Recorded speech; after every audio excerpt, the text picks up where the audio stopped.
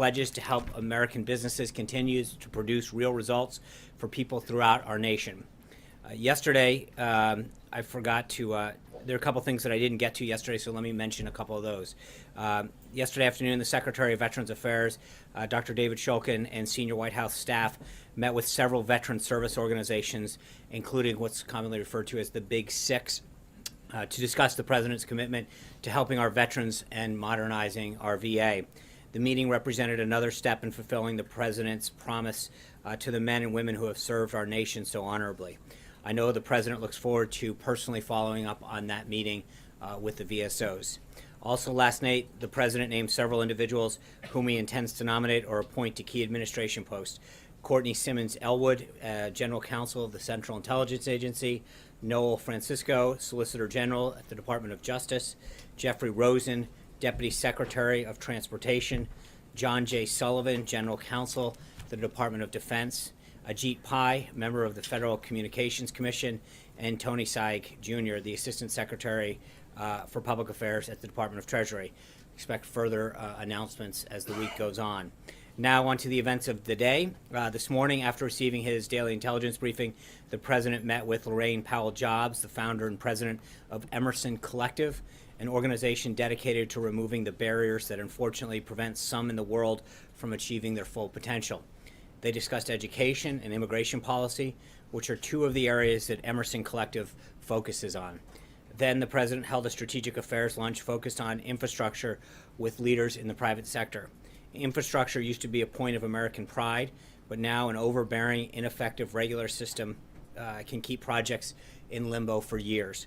The President has already started removing the regulatory roadblocks that have been killing projects before they've even begun, through his executive actions, streamlining the permitting process and calling for each agency throughout the government to identify regulations that cause undue burden.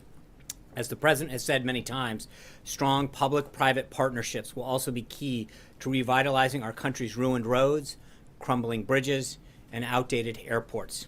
The government has wasted too much of the taxpayers' money on inefficient and misguided projects. By looking at infrastructure from a business person's perspective, as the President and these executives do, we can restore respect for the taxpayer dollar and make the best investment.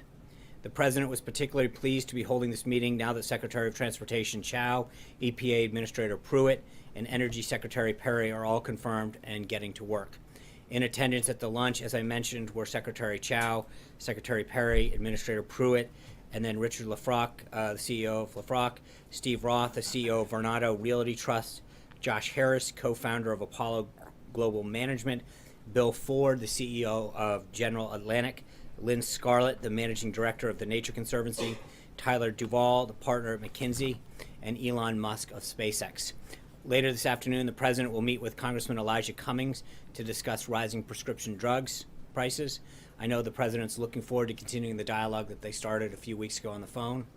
At 4 o'clock, the President will meet with Interior Secretary Ryan Zinke, Senator Murkowski, and Senator Sullivan of Alaska. They're expected to discuss the priorities of the Department of Interior, especially as it pertains to the government-owned lands in Alaska. This evening, the President will meet with conservative leaders about health care. We'll have more details and participants on that meeting a little bit later this afternoon. The President and the Vice President continue to reiterate their support for the House bill on Obamacare repeal and replace, and look forward to working with Congress to institute a new health care system. Tonight, the President will have dinner with Senator and Mrs. Cruz, and finally, a couple of additional administration announcements. Today, the President and the First Lady announced the initial details for the 139th White House Easter egg roll taking place on Monday, April 17th. They are honored to continue the traditions of the past while creating new ones that will play a lasting role in the fabric of our nation's history. Tickets to the Easter egg roll are free to the public and will be allotted through an online lottery. Further details on the lottery and information on that day will be released later this month. Keep an eye on whitehouse.gov for updates on that. I'm also pleased to announce, a little bit proud, that the Taoiseach Kenny of Ireland will be visiting the White House for the traditional St. Patrick's Day visit on March 16th. We'll have further details on that visit as well as the other foreign leader visits later this week. With that, some questions. David Smith of The Guardian. Hi, Charlie. Can I ask, about the President's state visit to the UK. Is there timing for that, and what was your reaction to some members of Parliament in Britain saying the President is not welcome? They actually use words like racist and sexist. Has that led him to reconsider? The President, as you know, accepted Her Majesty's invitation when the Prime Minister was here. He looks forward to going over and visiting the United Kingdom. As we have details to share with you further, we will, but there's nothing further at this time. Caitlin. Does the White House have a reaction to the Iranian vessels coming within 150 yards of a Navy ship over the weekend? Aren't they on notice, and will you offer anything beyond a verbal reaction? And then I have a follow-up question. Okay. The USNS ship that was in close proximity is obviously something that the President has been made aware of. The President's been very clear that this provocative action is something that won't be tolerated. With that, I would refer you to the Department of Defense, who is monitoring that situation and will talk about the appropriate actions they may take. Your next one. And then secondly, does he have any plans to revamp the H-1B visa program by the April 1 deadline? I think we've talked before about immigration as a whole. I think there is the legal part of immigration and then the illegal part of immigration. The President's actions that he's taken in terms of his executive order and other revamping of immigration policy have focused on our border security, keeping our country safe, our people safe, and then obviously whether it's H-1B visas or the other ones, spousal visas, other areas of student visas. I think there is a natural desire to have a full look at, comprehensive look at that. He discussed the RAISE Act yesterday with Senators Perdue and Cotton.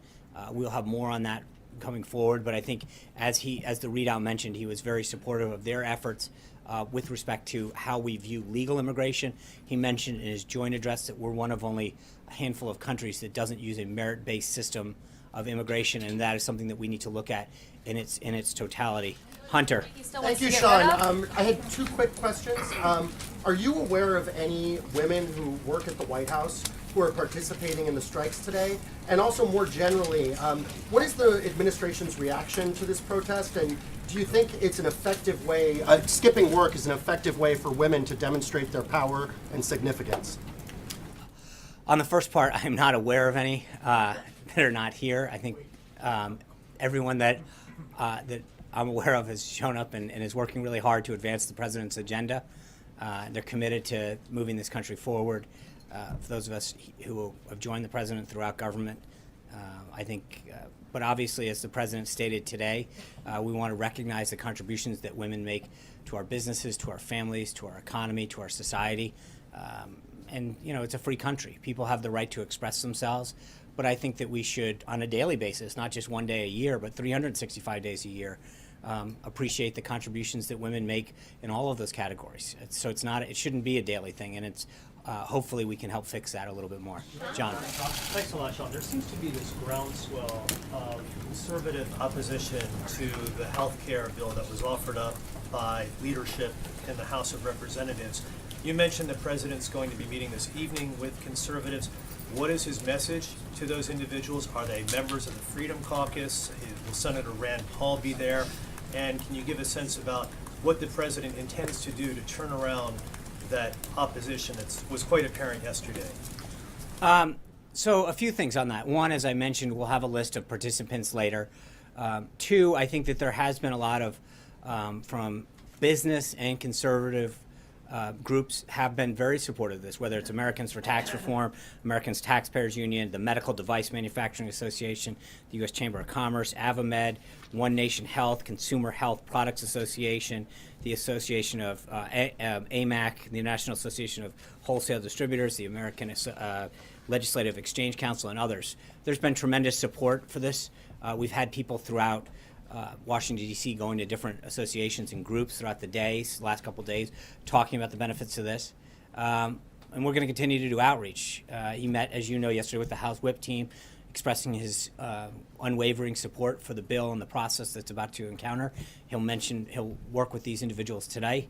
And we're going to have a full court press. Our team is throughout the administration on local radio and local television to get that message right to the American people. To talk about both of the things that we talked about yesterday, why we have a crisis right now in healthcare and why Obamacare is failing.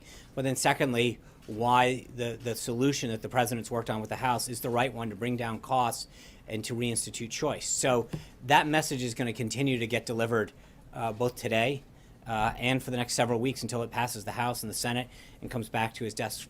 But again, one of the important messages that I think those on the conservative side need to understand is right now there is an uneven playing field. If you get your insurance through Medicaid, Medicare, through the government, or an employer-based health care, you are untaxed, your employer's untaxed. It is those self-employed individuals, those small businesses that are paying the penalty for this. And that's what I think we have to remember is that we talk so often on the conservative side and on the Republican side about the importance of entrepreneurship, the importance of small businesses to our economy. And yet they're the ones who suffer right now with an inequity in the tax system. And I think that by leveling that playing field and by giving them more options and driving down cost, we're actually doing a very conservative thing here. By removing the mandate of a government-mandated, you must buy this program or you will pay a penalty, and eliminating choice, we are enacting, I think, very strong conservative values in healthcare that give all Americans more choice at a lower cost. So I think that should be a very positive message, John. Yes, thank you. As a brand new federal employee, I'm sure you're aware. Current, welcome back. Yes, well, at the moment. Thank you. I'm sure you and your family are aware that Office of Personal Management offers a very comprehensive health care program called the Federal Employees Health Benefit Program. Yes. You and anyone in this building, on the Hill, their staff, their family, their friends, not their friends, their family, can, well, maybe, who knows? Very generous. No, it's state of the art. The individuals involved in the healthcare situation right now, the debate, no matter how it plays out, can they really have the kind of sympathy and empathy for individuals who may not benefit nearly as much when they're negotiating all these plans, Sean? In what respect? Well, I mean, you're fine. You're covered. Sure, Yeah. but it's unfortunate. First of all, I'm not fine because I think because of Obamacare, premiums on everybody have gone up. No, regardless of what you pay, federal employees make a contribution to their health care plan as well. And I think that all premiums have increased over the last, whether you're in an employer-based system or not. So I mean, one of the big issues with Obamacare was in order to fix a problem that faced 15 to 20 million people is that the entire system got shattered. And prices on everybody got ratcheted up. People who were on Medicaid suddenly lost their ability. So the issue was that in an attempt to solve a problem that affected a very specified and defined group of people, we affected the entire healthcare market.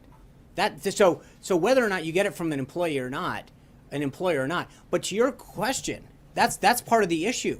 Hold on. Here's the issue. You're right. You're absolutely right. Right now, if you're a federal employee, in a lot of cases in state, you get to open a book and you get to look at what plan matters to you. What plan is best for you or your family? How much do you want to pay? How much coverage do you want to have? What's the copay you're willing to risk? What services or benefits do you want as part of your plan? Absolutely. But the issue is for so many Americans, they don't have that choice. For a third of the counties in this country, they've got one choice. One. And in a lot of states, they've got none, or the exchanges are becoming fewer and fewer. The number of doctors and plans that take Medicaid, fewer and fewer. So to your point, I think actually we're in a unique place because we get to understand what the average American should get, that we shouldn't be limited to a specified number of people. I appreciate your argument. Very well taken. Thank you. However, I'm going to compare a GS5 or a GS9 to a senator or a secretary of one of the agencies. Okay. I mean, the safety net on those individuals gives them a certain cushion. And they're negotiating, but do they really have that kind of compassion or that kind of empathy for the people who, in fact, may be thrown off the health care? I mean, I think that just because somebody has health care doesn't mean that they can't empathize with somebody who doesn't. We all have family and friends that are suffering. I mean, that's like saying because I have a job, I can't be empathetic to somebody who doesn't have a job. I mean, we all have family or friends. It's the same thing when we watch a friend or a family member suffer through a terminal disease. Because we haven't suffered through it doesn't mean that we can't have compassion towards that person or be concerned on how much that bill is costing them. I mean, that's actually, in some ways, it's depending on the relationship you have with that person, you can even feel worse. You can feel guilty about how much you have and how you're not able to help that person. I think in many cases that's what drives us, is to know that there are options available to some Americans and not others. I appreciate your response. Thank you. John. John, we've confirmed that there is a criminal investigation into this alleged theft of cyber tools from the CIA by WikiLeaks. What can the White House tell us about the situation, in particular the fact that it seems like there's another leak from the intelligence community that's on the scale of Edward Snowden? And can you assure the American people that none of these tools have ever been used against them? Well, there's a couple things in that. Number one, for obvious reasons, it is our policy as a government not to confirm the authenticity of any kind of disclosure or hack. That would be highly inappropriate for us.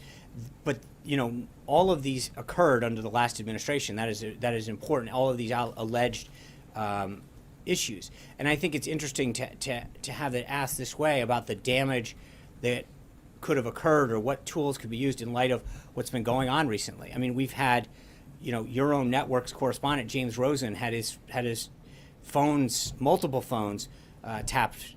What is, was that appropriate back then? I think there's a lot of concern out there about alleged leaks. I mean, there's two steps to this, and I think what you saw over the last week in terms of this should be a major concern to people in terms of the leaks that are coming out and the desire to get to the bottom of them, whether or not specifically with respect to the disclosure that you're referring to, but I think the idea that we are having these ongoing disclosures of national security and classified information should be something that everybody is outraged in this country. This is the kind of disclosure that undermines our country, our security, and our well-being. And you've seen over the last 2 years, depending on the leak, it depends on the outrage. It's interesting how whether the leak occurred under the last administration, you had member after member talking about disclosures that occurred during the last administration, whether it was members of Congress. Elijah Cummings expressed concern during the last administration in terms of the Americans that were, when it dealt with Hillary Clinton, there was complete outrage about the leaks that occurred, members calling for investigations into the leaks. It's interesting how there is sort of a double standard with when the leaks occur, how much outrage there is. And so I do think it's important, while I don't want to get into confirming or denying this particular thing, I think it is interesting how different subjects are approached. This one, everyone is immediately rushing to, and there should be a lot more coverage of this. This alleged leak should concern every single American in terms of the impact it has on our national security. Can I ask something unrelated? Of course you can. Robin Shahini has been imprisoned in Iran since last October for collaborating with a hostile government, that government being the United States of America. He's on a hunger strike. Apparently his health is suffering. Is the President aware of Mr. Shahini's plight and that of 3 other Americans who are being held in Iran? And what, if anything, might the President be doing about it? Yeah. So obviously we're aware of the situation. In that particular case, I would refer you to the State Department. I wanted to go back to an earlier question. What is the President personally going to be doing in order to sell this health care bill? And what's he going to do to convince reticent lawmakers to come along, people like Rand Paul who don't like it? Well, I mean, we're on day 2. As I mentioned, we've been out in local talk radio and local markets. The President yesterday met with the House Deputy Whips. Today, he's having a series of additional meetings with conservative groups, with others. He's already talked to insurance agents. I mean, we've talked about the lead up to this with the insurance executives, with companies, with various members of the House and the Senate from both parties. He met with governors, attorneys general. I think there's a group of lieutenant governors coming in. We're going to be aggressively going after talking about the solution that we have for healthcare, both the need to repeal the current Obamacare system and the need to replace it with something that gives patients the choices and costs that they need. As I mentioned yesterday, and I can't overstate this, there's a difference between having a card and having care. Being told you have coverage and not being able to use it is no good. And that's the thing that I think is really important. When we get asked the question so often, how many people are going to be covered? That's not the question that should be asked. How many people are going to get the care they need? Having coverage with a high deductible, and in some cases, or not having a plan that allows you to get the coverage you need or afford it, isn't real coverage. It's a card. And I think that's the big difference in the approach that we're taking here. It's how do we get people the affordable care they need, that there's more choice, that more doctors are coming into the system instead of leaving. And that is a big, big difference in the approach that's happening now. Cecilia? On the road to try to sell it? I think you will see a lot of travel and a lot of activity by the president and all of the administration. And it's not just going to be the president, it's going to be, the secretary, the directors, key administration staff. The vice president's been actively engaged in meeting on the Hill, on talk radio, on local television.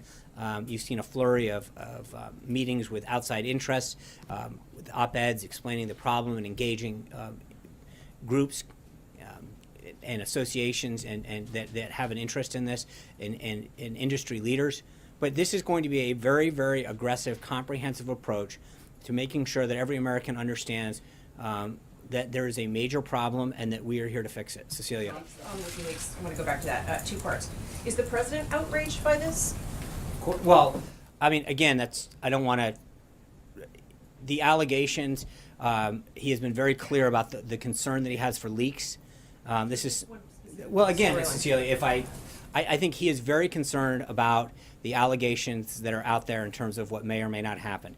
It is an allegation. It is something that we are not going to confirm at this time.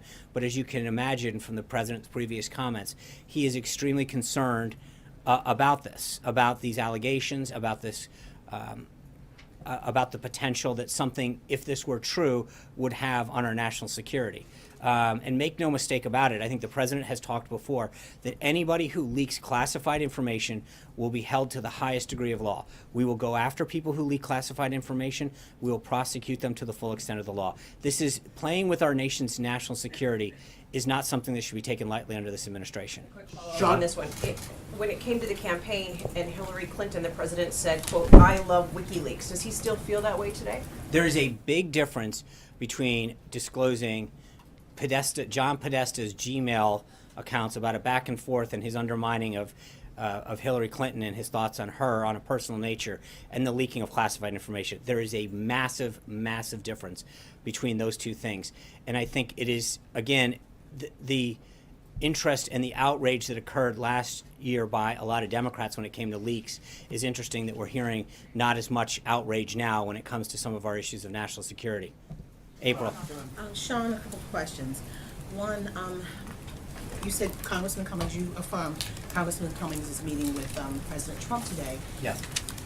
In the last press conference, solo press conference the president had, he talked about Senator Schumer telling Elijah Cummings not to come. What happened to smooth this over, and what is the conversation going to be about? Is it just going to solely be on the high cost of prescription drugs? Well, I think that the nature of the meeting stems from the conversation they had on the phone, which was on prescription drugs, and then I'm sure that if Congressman Cummings or the President brings up another subject, it'll go there. We'll try to have some sort of readout afterwards, depending on how that goes. But it's the nature of it is an area where they agree. And if you remember, one of the things that they talked about on the phone was that there were probably several more areas that they would agree on and find that they would agree on throughout a conversation. And I hope that conversation, does exactly what they said that it would in terms of, getting to those areas of common agreement where they can work together to help solve additional problems that our country faces. So you don't have any knowledge of what happened to smooth that over for him? I know our teams were in touch with his office immediately followed, and as you know, there were a couple times when the meetings had been tried to be scheduled and just didn't work out, and luckily now it was able to. He's one member of the 49 of the CDC. Right after that press conference, the White House reached out to the Congressional Black Caucus, to Cedric Richmond, the head of the caucus. Where is that meeting? Where does that meeting land? Is it happening? I know that we've reached out, and we're looking for a date on that as well. But so we're pleased that this one was able to come together, and then we'll get to the next. Yeah. Yesterday there was a compare and contrast with visual show and tell, if you will. Yes, I saw that on a few Yes, shows. you were there, yes. And you compared and contrasted about how you're going about it and how the Obama administration went about Obamacare. One difference that they've made note of, and I want to get your response to this, is the fact that you may have this and said that you're doing this versus what they're doing. The one thing that they say that you did not do, that they did, had their bill scored by CBO, and you did not score it by CBO. Sure, it is being scored. Look, look, with all due respect to them, this is the same group that said, who passed it and then told us we could read it. I mean, this bill is online for every American to go to readthebill.gop. It's on the speaker's website. We link to it on several accounts that we've tweeted. I understand that. And again, if that's the complaint, this is the same group that didn't let anybody read it, that jammed it through with no bipartisan support. But this president's reached out to both sides of the aisle, had governors here, has senators here to get their input. There is no contrast between what we did and what they did. This was a full effort to reach out to the members in the House and the Senate. It's going through regular order in the House. Every member of the House and the Senate will be able to have their opportunity to have amendments offered through the committee process and on the floor. So the idea that they can compare the date that they got a score is pretty reaching deep on this, because there's been an opportunity for members to have their input on this and to talk about their concerns, to give their input on it, especially the governors who were left on the sideline last time and who have such an important role in administering health care when it comes to Medicaid. The idea that anyone talks about when the score was issued, there'll be a score in all good time. But the other thing is, let's be honest, the irony of the score is that the CBO was way off the last time. I don't think that that we're waiting that's a big issue to us right now. Of course cost matters, but look at how off they were last time. If you're looking to the CBO for accuracy, you're looking in the wrong place. I mean, they were way, way off last time in every aspect of how they scored and projected Obamacare. In terms of, but neither did they. I mean, last time, if you look at the number of people that they projected would be on Obamacare, they are off by millions. So the idea that we're waiting for a score, it will be scored. But the idea that that's any kind of authority based on the track record that occurred last time is a little far-fetched. Jessica. Two questions on the wall, Sean. As you know, the bids for prototypes went out today, and I just was curious about the timing of that, how much pressure there was to get that going quickly. And then secondly, is there guidance from the White House about what kinds of vendors can build the wall, especially can international vendors build the wall? I think that process is working through, as the president has talked about before. We're trying to move ahead with existing funds that DHS has, and then we will continue to create a timeline to ask Congress for that funding. We're working with Congress on that. And then, I don't think it'll be any surprise to know that the president is going to favor American workers and American companies when it comes to an American project. That should be any kind of surprise, Blake. It's looking increasingly likely that the Federal Reserve next week will hike interest rates. Two brief questions. One, how does the president feel about that? And secondly, does he have the full confidence of Janet Yellen, who he described during the campaign as too political to lead the Federal Reserve to set monetary policy? Let me get back to you on that one. I don't have any comment on the Federal Reserve. I'll look at the team. What I will say is that, as I mentioned at the outset, when you look at the hiring and the jobs and the manufacturing and the pace, the consumer confidence and the CEO indexes that have already come out in the first 2 months, we see a resurgence in optimism in the economy by job creators to want to hire here, who want to manufacture here, who want to grow here. And I think that our economy is clearly on the upswing. And I think you see statement after statement, company after company, coming out and sharing in the president's vision for moving the country forward and for renewing the optimism in building and being part of an American resurgence in terms of our economy. The no comment was on Mrs. Yellen or on his thoughts of a rate hike? I'll get back to you on both. How's that? Yeah, go ahead. April's last question about the difference between this administration and the previous one and how to approach this issue. One thing that the Obama administration did do was get key stakeholders to the table. The AARP, the American Medical Association. Both of those organizations have come out today strongly opposed to this proposal. What's your message particularly with respect to the AARP? And I think the AARP got a really good deal last time when it came to prescription drugs in particular. I think this is a patient-centric bill. It's about patients, it's about people, it's about the Americans who left behind. Look at what those deals got people last time. I mean, for all those people that are on Medicaid in particular, they don't have choices anymore. So I would argue that the president has put the American people first and has put patients first. So you can talk about, we're glad to have support. Make no mistake about it. But I think that the support that this administration and I think the House is focused on is getting every American, their buy-in and their support. That's, obviously, look, we would love to have every group on board, but this isn't going to be, every single deal we heard about it getting through, like the Cornhusker kickback, this and that, over and over again. It was one deal after another to buy votes to get it through the Senate. So if you want to line up how many special interests got paid off last time versus now, they'll probably win hands down. This isn't, hold on, but this isn't about trying to figure out how many special interests in Washington we can get paid off. It's about making sure that patients get the best deal that lowers prices and bring back costs. But again, I think what I'm trying to figure out is at some point you're defending the indefensible. Nancy Pelosi put out 3 criteria for how they judge Obamacare, and by their own standards, they fail on all 3. Costs are up, choices are down. There's no other way to judge that. By every account, every single premium, by every standard, is up.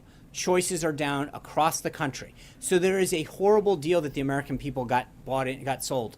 And what we're trying to do is put patients back first in line. So the AARP is specifically talking about patients in their 50s and 60s. The AARP describes this as an age tax that will disproportionately affect people who right now are low income, benefiting from subsidies under Obamacare, and could stand, according to the AARP's estimate, to take a hit of thousands of dollars in their premium payments each year when the subsidies go away and the tax credits go in. What's your message to those people who voted for the president? Right, and the message for the president is that we want you to get more choice and a lower cost.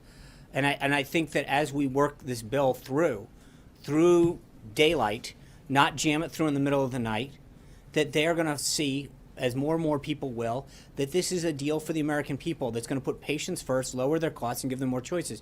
But again, there is probably not a person out there, either through themselves or a loved one or a friend or a colleague, that has seen choices go down and premiums go up. So what people are dealing with now is not acceptable. And I think that the idea that anyone is defending the current status quo, and even in some of the statements of some of the groups, they admit that there's a problem right now. And so my advice to those people is join the process. Share your ideas, share your thought, let the process work its will so that it is a bill that has input. But the bill, the way it was done last time, is not something that's acceptable. Shannon. Is the president worried, though, that every major doctors group, the American Medical Association, the American Academy of Pediatrics, the American College of Physicians, have all come out and said they have serious concerns? For all the talk of doctors and patients and choice, the doctors groups are all so far unanimously coming out and saying they're not supportive of this. Is that concerning? No, I think when you look at a lot of doctors versus the associations here in Washington, we have had tremendous input from doctors themselves. Dr. Price himself, a doctor, is the one who crafted this. So you have a doctor in charge of the